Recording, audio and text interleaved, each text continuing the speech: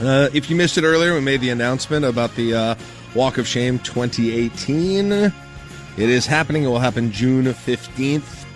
It's the weekend before Father's Day. Also the weekend of Celebrate Lincoln here. We'll be kicking off, and very excited about that. So it'll be going down at the rail yard that Friday night. So maybe we just seg the thing right into a party at Celebrate Lincoln. But we'll be determining the route. But part of that will be raising money for Morning Hope, which, if you're unfamiliar with Morning Hope, is they essentially companion grieving kids, teens, young adults, and the families that are along with them when someone significant in their lives, usually a parent, dies, or even has a serious illness and terminal illness and might be going through that as well. And so it's something that's close to my heart and that I associate with the walk very much. And I talked about that earlier. But again, now I've got one of my longtime friends on the show, Jason Petersen, in. Yes. And so now comes the awkward ask that I'm going to have to do with all the friends over the course of the next several weeks. And that is, are you going to be willing to come out and walk a portion of the route with me to help? I'm being unabashed. I am asking my friends who have, who are visible in the community of Lincoln, and you are definitely that, to come out and walk a little bit, and unabashedly asking them to help get me some visibility to help raise some money for Morning Hope. You willing to do that? Absolutely, Jack. Right, I wouldn't miss it for nothing, buddy. All right. So Jason, put Jason on the RSVP list. We've also got RSVPs from Dr. Ken Dewey. He said he's riding his bike next to me, which I'll allow. That's completely fine. Oh, I'm walking with you, man. You've run marathons before. Doggone it, you're definitely walking with me. Absolutely. We got an RSVP from Dean Wysocki from Channel 8. Got an RSVP from Chris Whitney, formerly of KLIN and the Lincoln Chamber. And I'm waiting for more RSVPs we'll put on the list. And throughout the course of the day, I'll have a band of goofy friends walking through Lincoln and doing goofy things and raising hopefully just a pardon my language, but a crap load of money for Morning Hope. So I'm very excited about it. So get it out on your calendar, June 15th. All right. Yeah, it's a great organization you're supporting. I'm familiar with Morning Hope. Good. So I think that's awesome. I think that's really good stuff. Very good. I'm so excited about it. All right. So hey, let's talk some tech. Yes. It's been a few weeks since it has. We've had what's been on your radar most over in the tech world over the course of the last month? There's been a lot going on, guys. I mean, I think that obviously Google had their big conference here a couple weeks ago. Facebook has been in front of the European Union here recently.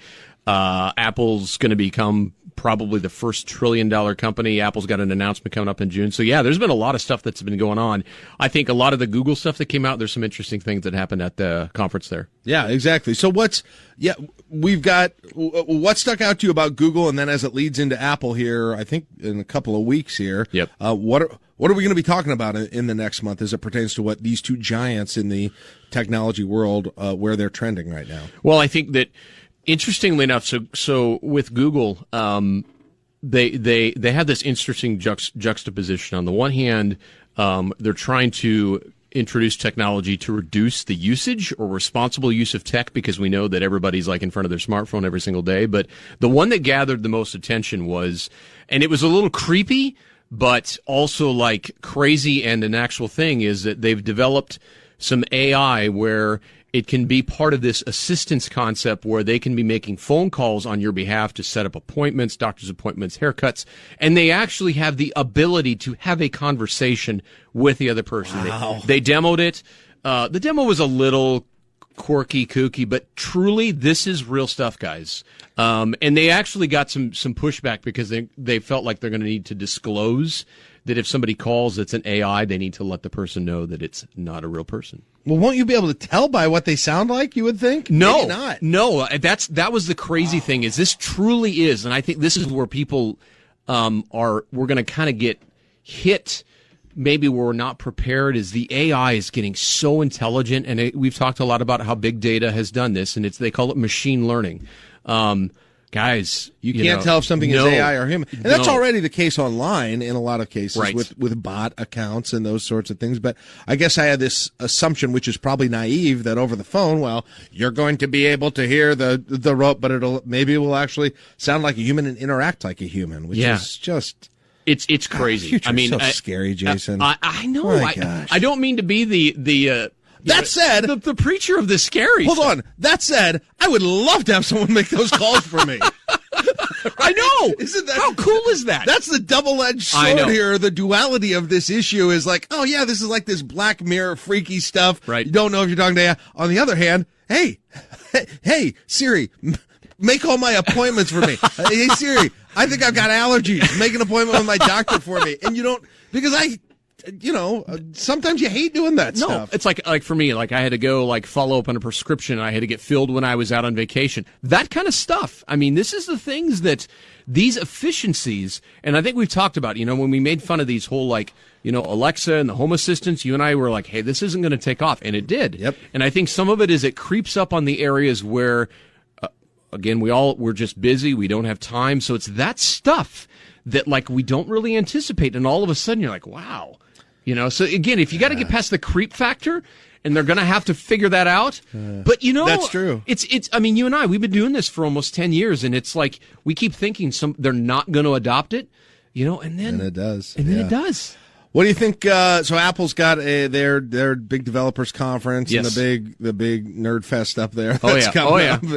What do you think's going to cut? Big expectations out of what comes out of that, or not so much? Because things have been tempered, I think, a bit for Apple sometimes. Just not in terms of the success as a company and all of us having iPhones, but just in terms of taking the next step sometimes, which they had done more frequently a decade ago. Absolutely. I mean, you and I have talked, and I'm like you. I've kind of been amazed how they've amassed so much wealth and yet been kind of an incremental sort of evolution of tech.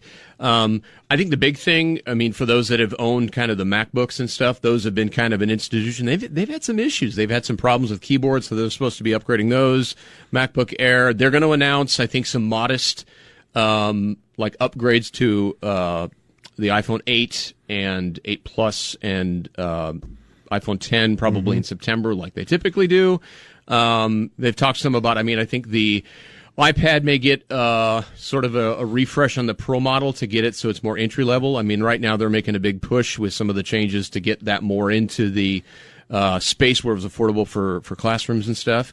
So I don't think anything crazy. I mean, a lot of it is, I mean, I've read reviews. I mean, the HomePod is just a joke. Is it? It's just, I mean, again, it's a glorified Sonos speaker that is like twice as expensive. So that's not anything that's relevant. But I mean, again, I think that the thing that they've got to be careful, and obviously the iPhone 10 came out guns a-blazing. Now, the irony is I think what really propped up the sales was the iPhone 8s and the 8 Pluses because they were a good deal and they had similar tech, which is, again, I had the 8 Plus. And it does like 4K video and all kinds of crazy things. So, I mean, comparatively speaking with some of the Android stuff, it's not like the iPhone 10 is way out there in the stratosphere. So I'm like you, again, it's where Apple's making a bunch of money is on their subscription stuff. I mean, they've just kind of like slowly got people through the Apple Music and things, and that's where they're making money. That's crazy. Interesting. The one thing that when they first introduced, was it a year ago just that they introduced the what are the AirPods? Yes. I mean, I thought, okay, these things they look goofy as all get out, and they're going to be lost so easily. I'm starting to see them a decent amount, it seems like, and they've like sold out. They've had a tough time keeping those really? In stock. I'm so surprised. I like when I was on the plane this past week when I was flying to Philadelphia with my wife. I saw like 3 or 4 people have them, right? And of course, as you know, you were like, they're going to fall out. Like one of the things I found on Amazon, even for the simple Apple ones, is they have these little rubber things you cover up, and all of a sudden people seem to like them. I guess I just thought, well, there's already Bluetooth headphones out there, or earbuds out there as well, and they look so easy to lose, and they look so god darn goofy. They just look stupid, but I agree. Like that's just, and again, maybe that's because you and I are getting old. I have no idea. Right, that's true. But needless to say, yeah, I mean, I think that. Nothing too crazy coming out. I mean, I think the big thing and the rumbling obviously has been the Google stuff. And again, right now, we were talking Facebook is in front of the European Union. They're getting grilled pretty hardcore. Although I don't think, I was reading some of the reports of it. It sounds like it wasn't much more productive than what went on in front of the Senate, in front of the committees in Washington, D.C. First of all, these people grandstand so long with their questions that he barely has any time to answer on most of them. And then, in the U.S., we talked about this. So many of the questions were just kind of... Yeah, they were uneducated, just nonsense. Yeah, the thing that's been ironic is as a result of this, the correction has resulted in a ton of garbage content gone from Facebook. So I just read the other day, they were all reporting it was going to go down in trend. Actually, the usage has gone up. So I think some of that is that the content has gotten better. I like you. I mean, I watch this like a pulse because I'm all about numbers. And so interestingly enough, I mean, you and I'm not a big fan myself. I'm more of an Instagram guy. But again, I think that I still believe all of these things with privacy, they're good conversations, they're things that be had. We've got to be talking about this stuff. Because the bottom line is, I mean, I think 60 Minutes had a really good story on Google, and it's just, we're living in a world. I mean, I told you where I went up to Maine. I mean, that's the old Rockefellers. That's the barons of the turn of the century. And we have these same kinds of monopolies now. It's just, they've crept up. I mean, if you think about it, they went after Microsoft in the 90s, and they haven't done anything since. And then you've got these titans that 4 of them are over, $750 billion in market cap. And they're all starting to all do the same thing. Exactly. Which is that's a completely different economic situation than we've seen here. Let me ask you this. Speaking of economics, one of the things that consumers are getting used to more and more is subscription services for various things that they used to pay for a la carte. Yes, music is probably the best example, but it's happening a lot in the entertainment world. Sometimes I wonder if that model is going to become more the norm in other sectors of the world. And I saw Best Buy had launched a 200-year subscription version, basically of its Geek Squad service called Total Tech Support, which actually is getting a lot of criticism, and people are saying maybe it's not worth it. I'm not necessarily bringing it up for that reason, but I've always wondered. You know, I even talked to somebody who owns some of the coffee shops, one of the coffee shop chains in town, and I said, "Have you ever considered offered a coffee subscription service where I pay, X number of dollars a month, and I'm able to get whatever I use for that course of the year?" I just wonder if we're kind of getting used to subscription services. What's your thoughts on that? Yeah, Jack, I tell you what, I think that this has been an evolution that's also creeping up. I know for me, even with apps, I've got a vet, a doctor that we represent, and he's got like a sort of a wellness plan, and it's a way of covering things. And again, it's kind of like the whole gift card concept where like the law of averages state that like less than like 20% actually use it to the level that they could. So yeah, he's been selling those, and that's a subscription. So I agree. And part of it is because they do the whole $3.99 a month, $4.99, $9.99. So from a digestibility on how we perceive the price, I agree. I mean, I think to that point, I kind of wasn't thinking about that other myself, but I've just noticed for me, with the services we use and the stuff that I do with Generate, I don't have an issue with that. I'm like, well, you know what?